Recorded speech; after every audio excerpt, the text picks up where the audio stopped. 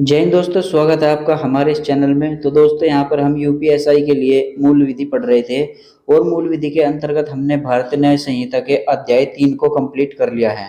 आज के इस वीडियो में हम यहाँ पर अध्याय 4 के बारे में पढ़ेंगे, जिसके अंतर्गत जो है धारा 45 से धारा 62 तक की धाराएं आती है। तो इस वीडियो में हम धारा 45 से धारा 62 तक की सभी धाराओं को कवर कर लेंगे। तो चलिए वीडियो को शुरू करते हैं।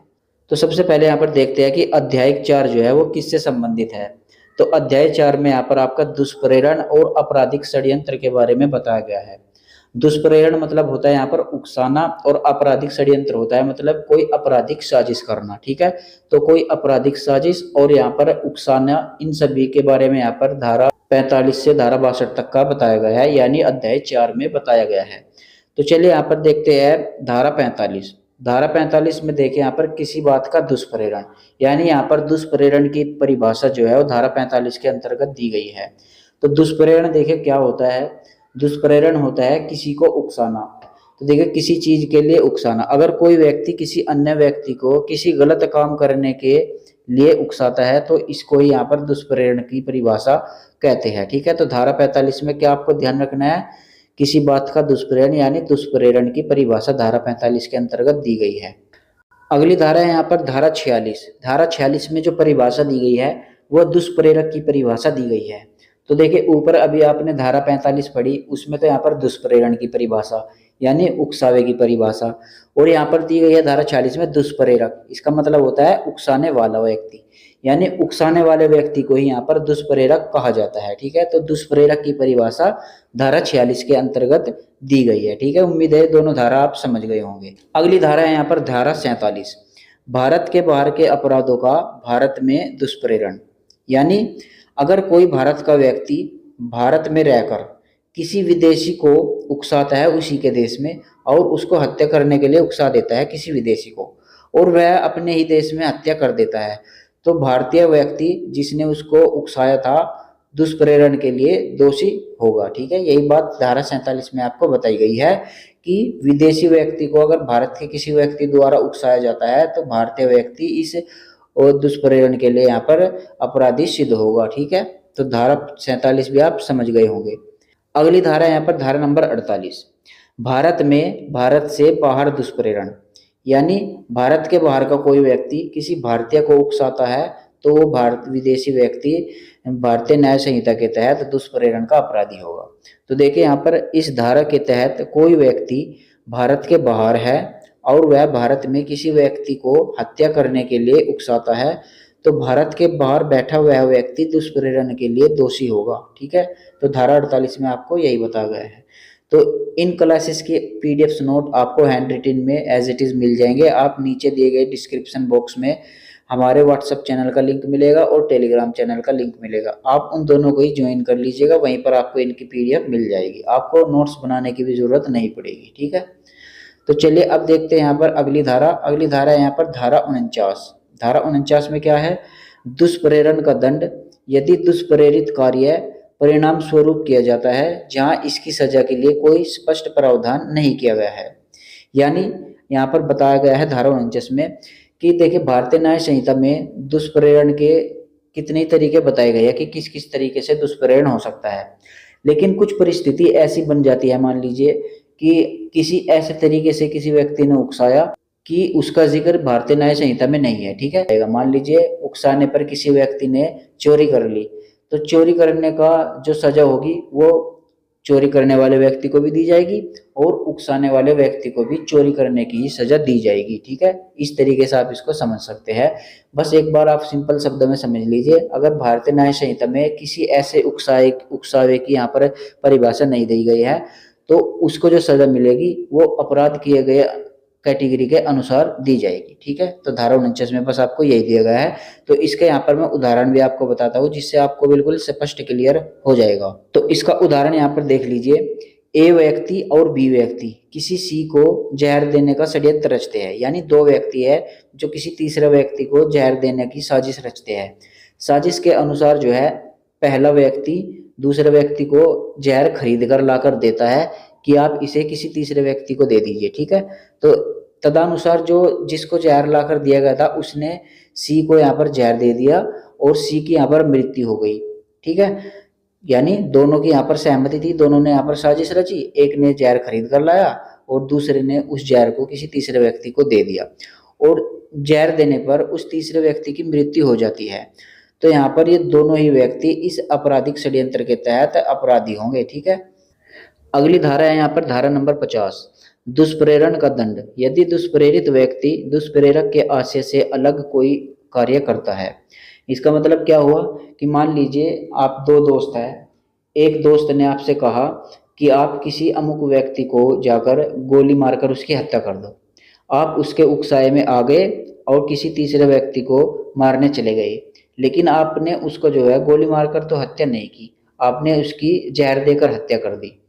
तो आपने उसकी जहर देकर हत्या कर दी, अब आप पकड़े जाएंगे और कोर्ट में आपकी पेशी होगी। तो जिस व्यक्ति ने उकसाया था वो अपना तर्क देगा कि जज साहब, मैंने तो इसको गोली मारकर हत्या करने के लिए कहा था, लेकिन इसने तो इसको जहर देकर मारा, इसमें मेरी गलती थोड़ी है। आप जज के सामने ऐसे तर्क रखेंगे तो जज साहब आपको वहीं पर कहेगा कि आपने भले ही इसको गोली मारकर हत्या करने के लिए कहा हो और भले ही इसने गोली मारकर हत्या न की हो, लेकिन इसने जहर देकर तो हत्या की है, यानी इसको उकसाया तो आप नहीं था, तो आपके उकसाने में आकर ही इसने उसकी हत्या की है, इसलिए ये गोली मारकर हत्या करता या जहर देकर करता, आप इसके साथ यहाँ पर हत्या के लिए दोषी सिद्ध होंगे। ठीक है, यानी आपको उकसाने के तहत इसके बराबर सजा दी जाएगी। बस आपको धारा 50 में यही बात बताई गई है कि आपने किसी को किसी तरीके से मारने के लिए कहा, लेकिन उसने किसी अन्य तरीके से मार दिया, तो आप उसके लिए यहाँ पर दोषी जरूर सिद्ध होंगे। ठीक है, तो उम्मीद है धारा 50 आपकी समझ में आई होगी। तो चलिए अगली धारा देखते हैं यहाँ पर, धारा नंबर 51। धारा 51 में क्या है, दुष्प्रेरक का दायित्व। जब एक कार्य का दुष्प्रेरण किया गया है और उससे अलग कार्य किया गया है। तो देखिए इसको यहाँ पर एक उदाहरण से समझते हैं। मान लीजिए ए आदमी है, वो बी को सी का घर जलाने के लिए कहता है, यानी कि दो व्यक्ति है, उनके आपस में बात हुई कि भाई एक काम करिए तो किसी तीसरा व्यक्ति, मान लीजिए सी है, वो उस सी का तुझे घर जलाना है। उसने आपको उकसाया और आप उकसाए में चले गए, उसके उकसाए में जाकर आपने सी का घर जला दिया, और घर जलाने के साथ साथ आपके मन में क्या आया कि यहाँ पर तो कुछ गहने सोना पैसे रखे हैं, एक काम करता हूँ, मैं घर तो जला ही रहा हूँ, मैं इन पैसों को भी यहाँ पर चुरा लेता हूँ। ठीक है, तो आपने उसका घर जलाने के साथ साथ वहाँ पर चोरी भी कर ली। ठीक है, तो आप चोरी का भी आपने अपराध कर दिया। अब देखिए फिर से मामला कोर्ट में जाएगा, तो कोर्ट में कहेंगे जिसने आपको उकसाया था उसकी भी पेशी होगी। तो वो उकसाने वाला व्यक्ति कोर्ट में क्या कहेगा कि जज साहब, मैंने तो इसको सिर्फ यहाँ पर इसका घर जलाने के लिए कहा था, मैंने चोरी करने के लिए नहीं कहा था, मुझे नहीं मालूम था कि ये चोरी भी करेगा, तो इसलिए मेरी इसमें कोई गलती नहीं है, मैंने तो सिर्फ घर जलाने के लिए कहा था। ठीक है, इसने चोरी कर ली, इसका मुझे बिल्कुल भी मालूम नहीं था। तो जज साहब कहेंगे कि तुम्हारी बात बिल्कुल सही है, तुमने इसको यहाँ पर घर जलाने के लिए कहा था तो इसने घर जलाया, तो तुम्हें जो सजा दी जाएगी वो घर जलाने के उकसाए के तहत दी जाएगी, यानी तुमने इसको उकसाया था घर जलाने के लिए, तो उसकी सजा ही तुम्हें मिलेगी क्योंकि इसने तुम्हारे उकसाए में घर जलाया है। लेकिन इसने जो चोरी की है उसका तुमको मालूम नहीं था, तो तुम्हें यहाँ पर चोरी के लिए दंडित नहीं किया जाएगा। ठीक है, तो जज साहब यहाँ पर उकसाने वाले व्यक्ति से कह रहे हैं कि तुमने तो भाई उसको सिर्फ घर जलाने के लिए उकसाया था, तो तुम्हें घर जलाने के तहत ही सजा दी जाएगी, चोरी के लिए नहीं दी जाएगी, क्योंकि चोरी का तो इसने तुमको मालूम ही नहीं था कि ये चोरी भी करेगा। ठीक है, तो धारा 51 में बस आपको यही बताया गया है। ये उदाहरण आप अपने आप पढ़ लेना, इसकी पीडीएफ में दे दूंगा, आप डिस्क्रिप्शन में दिए गए टेलीग्राम को यहाँ पर ज्वाइन कर लीजिए, वहाँ पर ये पीडीएफ आपको मिल जाएगी। ठीक है, तो चलिए अगली धारा देखते हैं यहाँ पर, धारा 52। धारा 52 में क्या है, दुष्प्रेरक कब दुष्प्रेरित कार्य के लिए और किए गए कार्य के लिए आकलित दंड से दंडनीय है।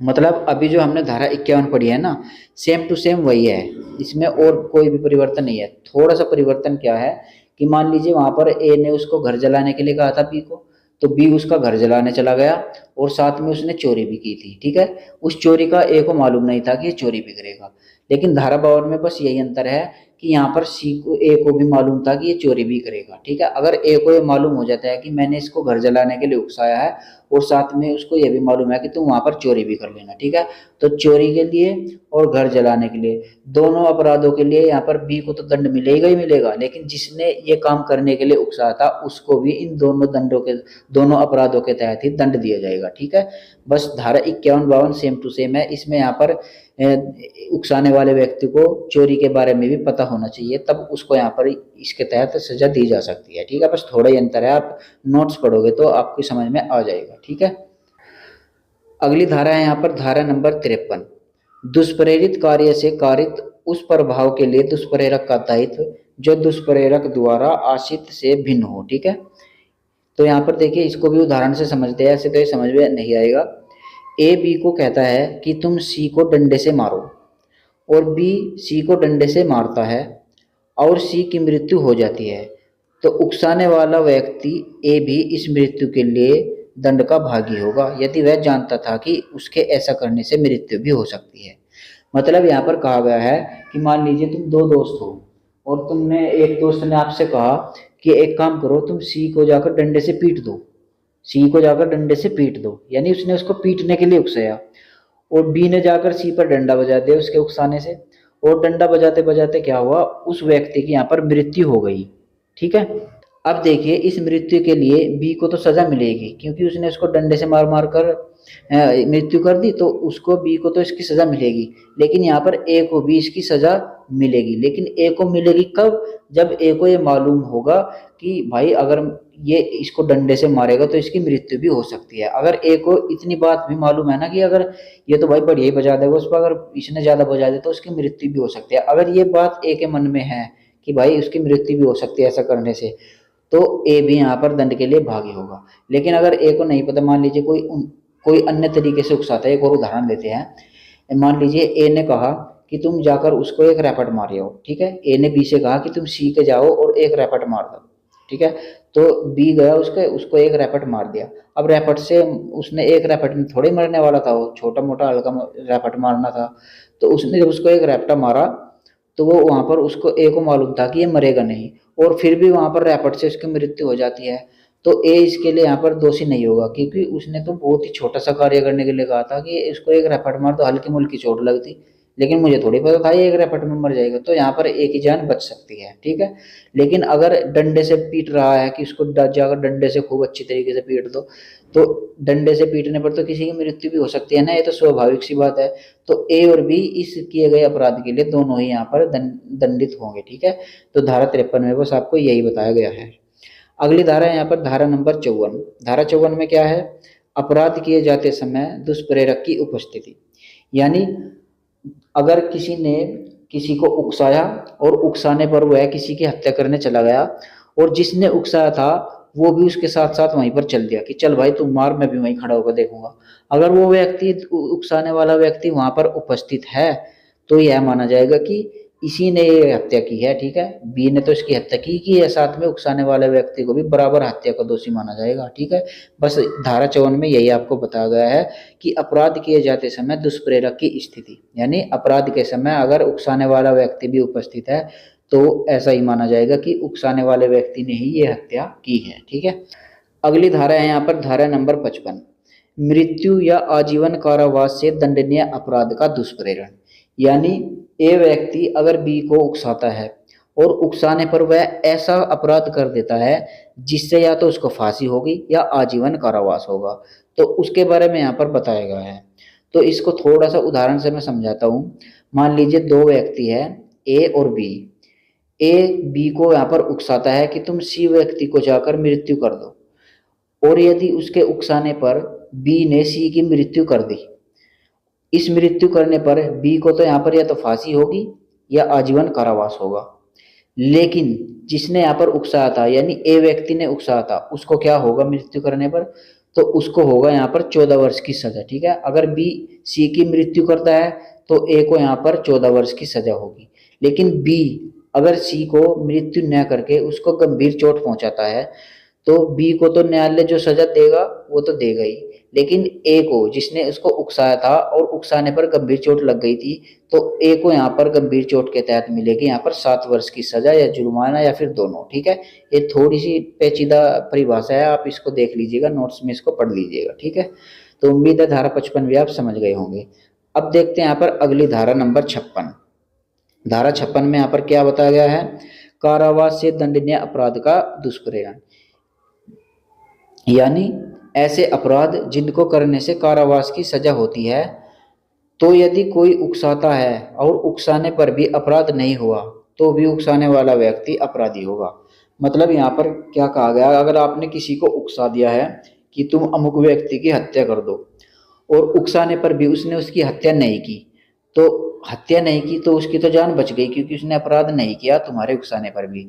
लेकिन तुमने उसको उकसाया है तो तुम्हारे उकसाने की सजा न्यायालय तुमको जरूर देगा, तुम अपराधी सिद्ध हो जाओगे क्योंकि तुमने उसको उकसाया है। तो धारा 56 में यही बताया गया है। तो चलिए इसका उदाहरण भी यहाँ पर देख लेते हैं। ए झूठे साक्ष्य देने के लिए बी को उकसाता है। यहाँ यदि बी झूठे साक्ष्य नहीं देता है तो भी ए इस धारा के तहत दुष्प्रेरण का अपराधी होगा। ठीक है, तो बस जो मैंने आपको बताया वही यहाँ पर उदाहरण में भी लिखा हुआ है। तो उम्मीद है आप धारा 56 भी समझ गए होंगे। अब देखते हैं यहाँ पर अगली धारा, धारा नंबर 57, लोक साधारण द्वारा या 10 से अधिक व्यक्तियों द्वारा अपराध किए जाने का दुष्प्रेरण। इसको यहाँ पर एक उदाहरण से समझते हैं। मान लीजिए आपके पड़ोस में कोई एक ऐसा जलसा या ऐसा जुलूस निकल रहा है जो कि धार्मिक है। मान लीजिए कोई झांकी निकल रही है या कोई जलसा हो रहा है, ठीक है, और उस जलसे के खिलाफ, उस झांसी के खिलाफ आपने कुछ उकसाए वाली बात एक पोस्टर पर लिख ली। ठीक है, एक पोस्टर पर आपने उकसाने के लिए, यानी कि आपको आपको उद्देश्य क्या है कि बहुत से व्यक्ति को उकसाना है उनके खिलाफ, उस जुलूस के खिलाफ। तो आपने एक पोस्टर पर वे सभी उकसाने वाली बातें लिख ली है और उस पोस्टर को आपने वहां पर चिपका दिया है। तो उस पोस्टर को यहाँ पर देखिए एक व्यक्ति तो पढ़ने से रहा, क्योंकि बहुत सारे व्यक्ति वहां से गुजरेंगे तो 10 से ज्यादा व्यक्ति हो जाएंगे जो उस पोस्टर को पढ़ेंगे और उस पोस्टर को पढ़कर यहाँ पर उकसाए में आ जाएंगे। और उकसाए में आने के बाद जो जुलूस निकल रहा है, जो झांकी निकल रही है, उस पर यहाँ पर हमला करने की कोशिश करेंगे। ठीक है, तो यहाँ पर इसी के लिए यहाँ पर सजा का प्रावधान किया गया है कि अगर आप ऐसा करते हैं कि 10 या 10 से अधिक व्यक्ति को सामूहिक रूप से उकसाते हैं किसी पोस्टर के माध्यम से या कोई तख्ती के माध्यम से, तो आप इसके लिए धारा 57 के तहत दुष्प्रेरण के अपराधी होंगे। ठीक है, तो उदाहरण में भी यहाँ पर मैंने आपको यही लिखकर बताया है। आप इसको पढ़ेंगे तो आपके अच्छे से क्लियर हो जाएगा। उम्मीद है धारा 57 भी आप समझ गए होंगे। अगली धारा है यहाँ पर धारा नंबर 58। धारा 58 में क्या है, मृत्यु या आजीवन कारावास से दंडनीय अपराध की परिकल्पना को छिपाना। ठीक है, तो यहाँ पर क्या बात बताई गई है कि अगर आपको मालूम हो जाता है कि अमुक व्यक्ति ऐसा अपराध करने वाला है जिससे जो उसको सजा मिल सकती है, या तो उसको फांसी की सजा मिलेगी ये काम करने पर, या उसको आजीवन कारावास हो जाएगा, यानी कोई गंभीर यहाँ पर अपराध करने वाला है और आप उसको छुपा लेते हैं तो आप उसके लिए यहाँ पर दोषी सिद्ध होंगे। ठीक है, तो यहाँ पर देख लीजिए, यदि कोई व्यक्ति ऐसे अपराध को छिपाता है या गुमराह करता है जिसकी सजा मृत्यु या आजीवन कारावास हो सकती है, तो छुपाने वाले व्यक्ति को यदि अपराध हो जाता है तो 7 वर्ष तक का कारावास हो सकता है, और यदि अपराध नहीं हुआ है तो जुर्माना या 3 वर्ष की सजा हो सकती है। ठीक है, यहाँ पर क्या कहा गया, अगर आप किसी ऐसी घटना को छुपा लेते हैं जिसके तहत मृत्यु या आजीवन कारावास हो सकता है, तो ऐसी छुपाई गई घटना के तहत आप अपराधी सिद्ध होंगे, और आपको यदि ये घटना घट जाती है तो 7 वर्ष तक का कारावास हो सकता है, और यदि घटना नहीं घटती है फिर भी आप छुपा लेते हैं तो आपको जुर्माना या फिर 3 वर्ष की सजा या फिर दोनों ही हो सकती है। ठीक है, तो धारा 58 में ये बताया गया। इसको एक उदाहरण से समझते हैं।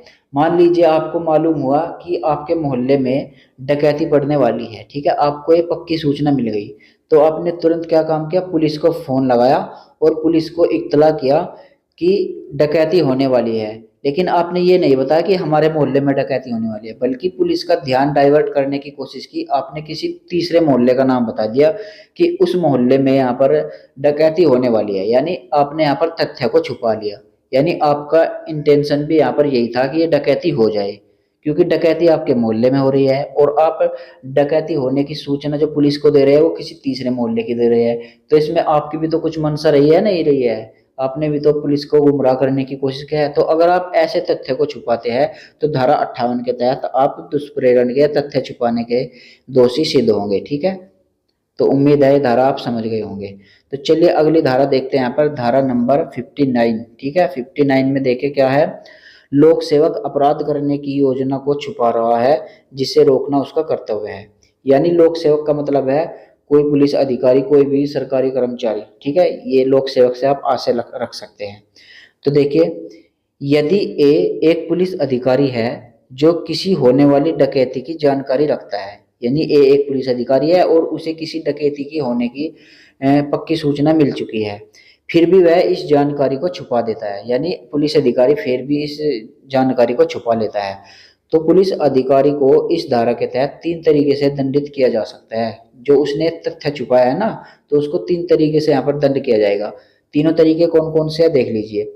पहला तरीका है यहाँ पर, यदि अपराध किया जाता है तो कारावास या जुर्माना दोनों होगा। यानी पुलिस वाले ने ये तथ्य छुपा लिया और छुपाने पर जो आदमी इस अपराध को करने जा रहे थे उन्होंने ये अपराध कर दिया, तो यदि उन्होंने ये अपराध कर दिया है तो तथ्य छुपाने वाले पुलिस वाले को यहाँ पर कारावास या जुर्माना या फिर दोनों ही हो सकते हैं। अगला पॉइंट है यहाँ पर दूसरे प्रकार की सजा, पॉइंट नंबर बी में देखिए, यदि अपराध नहीं किया गया है तो कुल कारावास का 1/4 या फिर जुर्माना होगा। यानी पुलिस वाले ने वो तथ्य तो छुपा लिया था, लेकिन जो वे डकैत थे उन्होंने यहाँ पर चोरी नहीं की, उन्होंने डकैती नहीं की, लेकिन फिर भी यहाँ पर पुलिस वाले को अपराधी घोषित किया जाएगा, क्योंकि जब तुमको इस बात का मालूम था तो तुमने ये तथ्य छुपाया क्यों है, तो इसके तहत तुमको दंडित किया जाएगा। और कितना दंड किया जाएगा, कुल कारावास का 1/4 या फिर जुर्माना, इन दोनों में से किसी एक को यहाँ पर पुलिस वाले को दंडित किया जाएगा। ठीक है। तीसरी सजा है यहाँ पर, यदि ऐसा अपराध है जो मृत्यु या आजीवन कारावास से दंडनीय है तो 10 वर्ष का कारावास होगा। यानी जो तथ्य छुपा रहा है उससे अगर ऐसा अपराध में कर रहे हैं जिससे उनको मृत्यु दंड या आजीवन कारावास हो सकता है, तो अगर आप ऐसा गंभीर मुद्दा भी आप छुपा लेते हैं तो आपको जो है 10 वर्ष का कारावास होगा। ठीक है। तो इन 3 तरीके से पुलिस अधिकारी को यहाँ पर सजा दी जा सकती है। तो धारा 59 भी आप समझ गए होंगे, ऐसी मैं उम्मीद करता हूँ। अगली धारा है यहाँ पर धारा नंबर 60, कारावास से दंडनीय अपराध करने की योजना को छुपाना। ठीक है। यानी कोई ऐसा अपराध है जिससे उसको कारावास हो सकता है, कारावास की सजा मिल सकती है, फांसी की नहीं, तो ऐसे अपराध को छुपाने पर भी आपको धारा 60 के तहत दंडनीय घोषित किया जाएगा। ठीक है।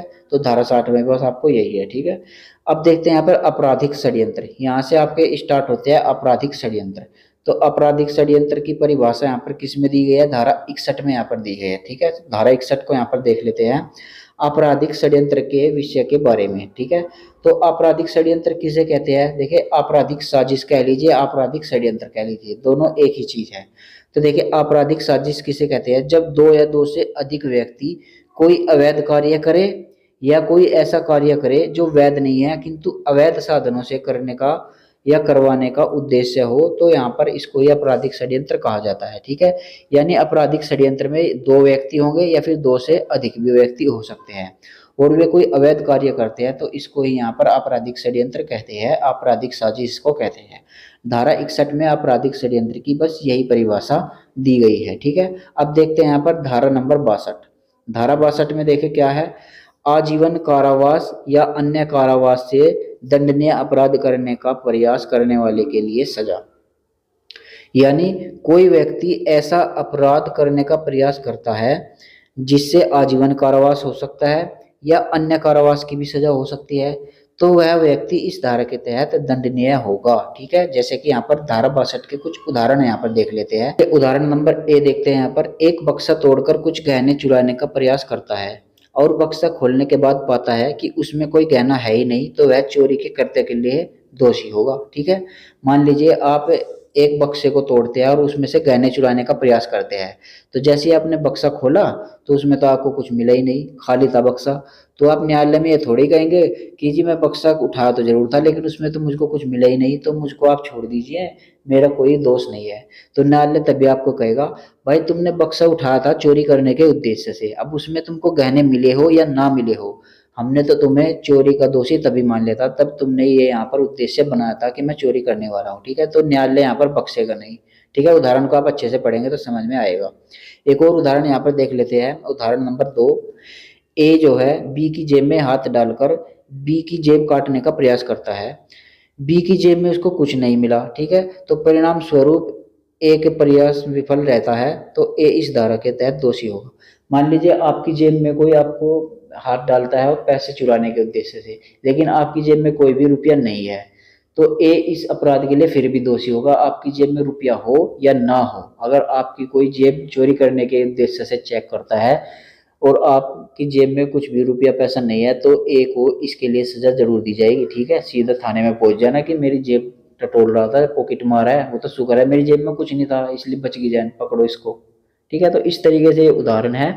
तो आज के इस अध्याय में हमने धारा 45 से लेकर धारा 62 तक की सभी धाराओं को कवर कर लिया। उम्मीद है ये धाराएं आपकी समझ में आई होगी। अगर वीडियो जरा भी पसंद आया तो इसको लाइक और शेयर जरूर कीजिएगा और नीचे कमेंट बॉक्स में कमेंट कीजिएगा कि वीडियो आपको कैसी लगी। ठीक है, तो आज के इस वीडियो में बस इतना ही, मिलते हैं अपने अगले वीडियो में, तब तक के लिए जय हिंद।